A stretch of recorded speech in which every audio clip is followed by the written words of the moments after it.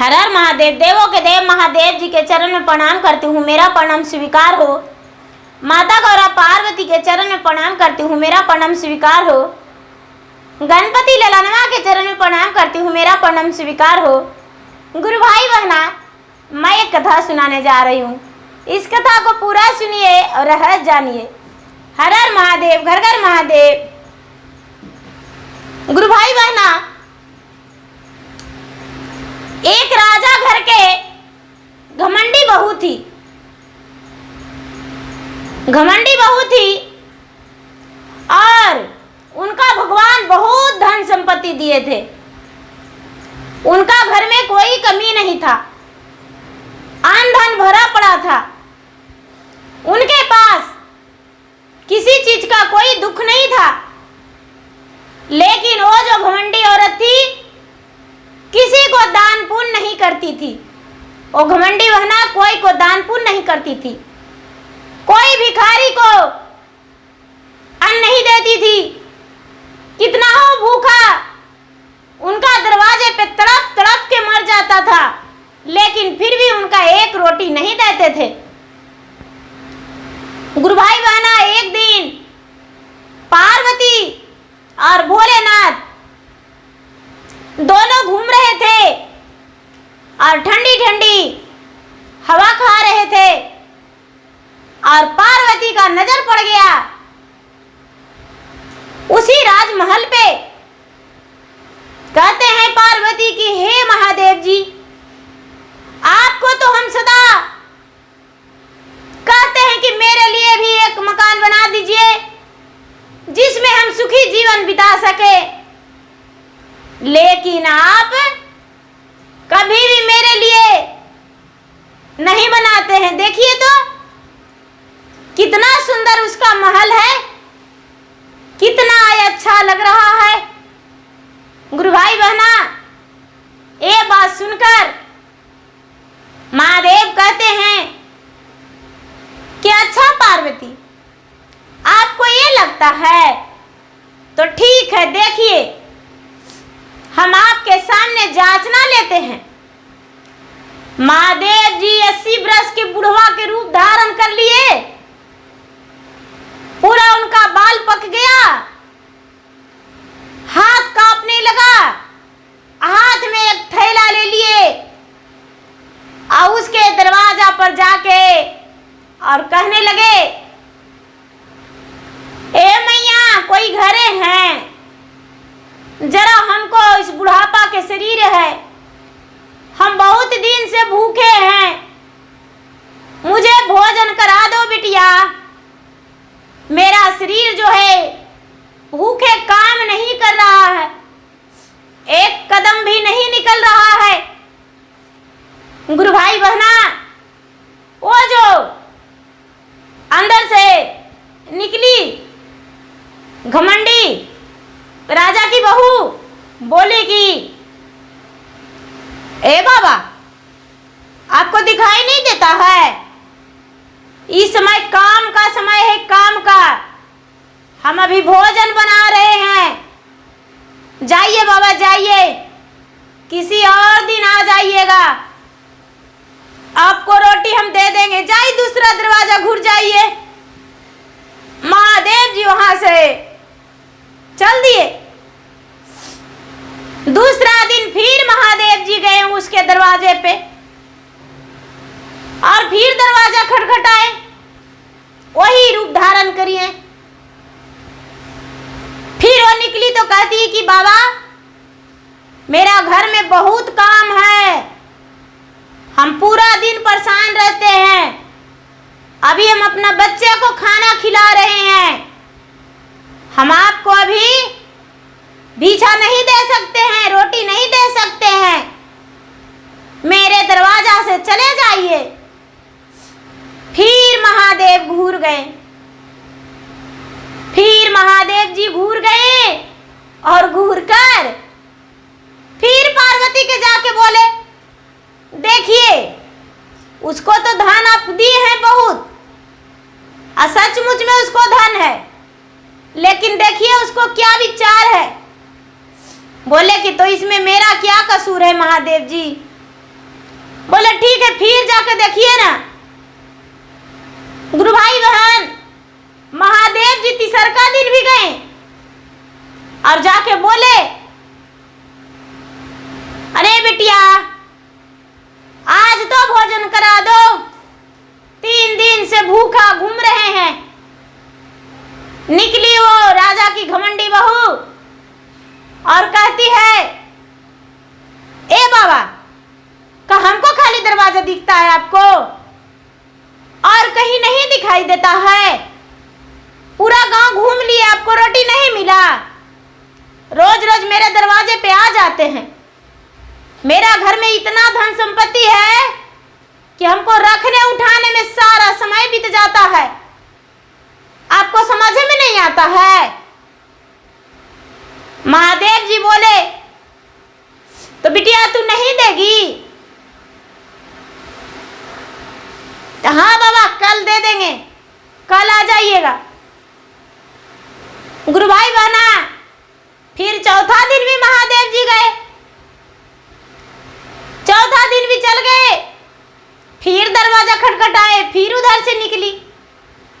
बोलती है कि ए बाबा आज फिर आ गए? हम बोले थे ना हमको समय नहीं मिलता, हमको पास इतना धन संपत्ति है कि उसी में हम पूरा दिन व्यस्त रहते हैं।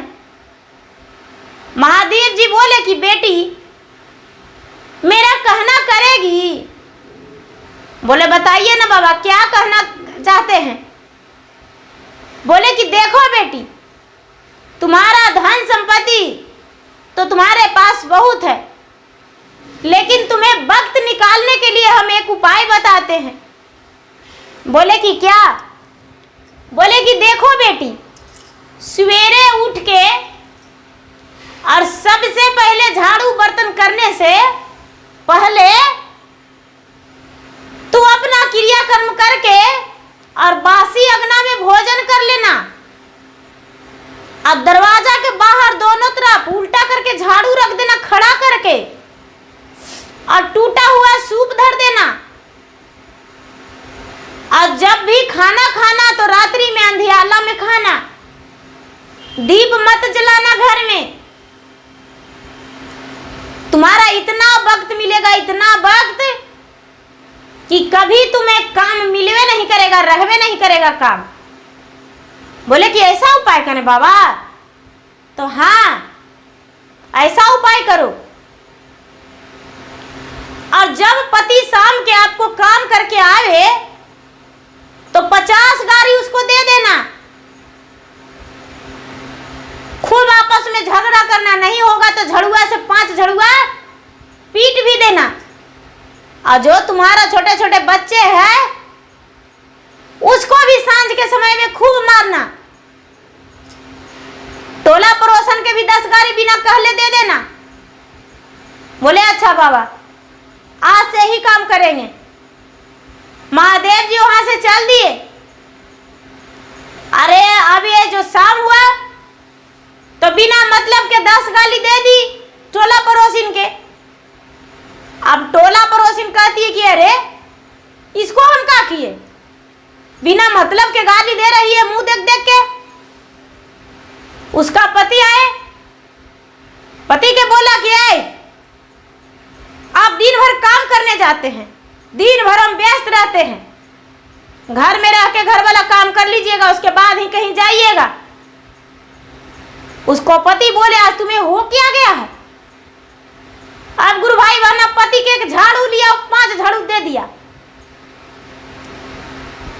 पति नाराज। अब दोनों में लड़ाई फैल गया, दोनों में शांति नाम की चीज नहीं रहा। सवेरे उठी और सबसे पहले पति के भोजन के लिए भी नहीं पूछी, झाड़ू बर्तन नहीं की।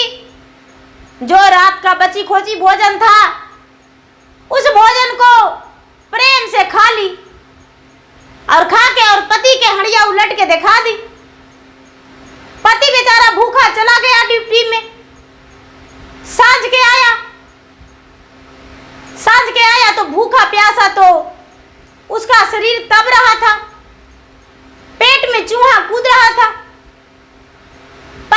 बोला भोजन बना, तो पत्नी कहती है नहीं बना है। क्या हम तुम्हारा भोजन देने को लिए लिख लिए हैं? नहीं देंगे। अब दोनों में आपस में झगड़ा बढ़ गया।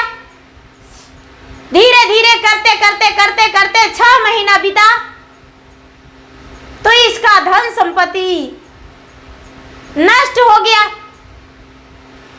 नष्ट हो गया, इसका घर का कमाई रुक गया, घर में कलह बढ़ गया, शनिचरा का वास हो गया, दरिद्रा का वास हो गया। लक्ष्मी माता अपना जगह धर लिए, धन संपत्ति इसका विनाश हो गया। अब ये खाने और पहनने से भी तरसने लगी। जब खाने और पहनने के लिए इसको मुश्किल हो गया, अब गांव वाला के क्या गाली देगी, भूखे आवाज नहीं निकल रहा है। महादेव जी आए फिर से और केवाड़ी ढकढकाए, निकली और बोली बाबा क्या बताएं, मेरे पास तो एक रोटी भी नहीं मिला है, मैं तो 7 दिन से भूखा हूं। बाबा क्या करूं?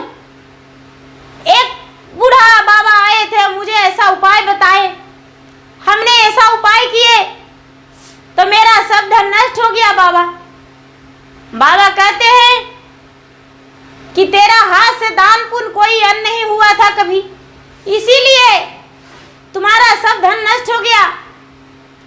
अब तुम्हारा पति जो कमाने जाएगा तो कमा कर आएगा तो सबसे पहले उसे 1 लोटा जल देना, पैर धोने के लिए प्यार से बैठाना,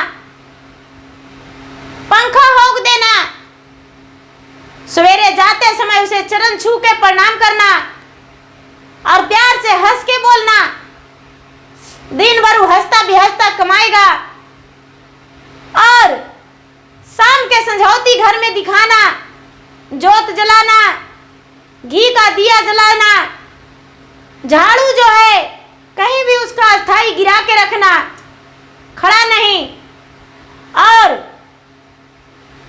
तुम भगवान भोलेनाथ के ज्ञान ले लो, 3 सूत्र के पालन करो।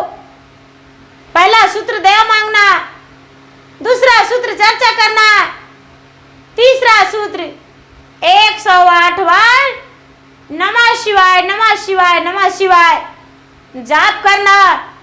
और कहीं भी चर्चा होगा तो जरूरी चला जाना।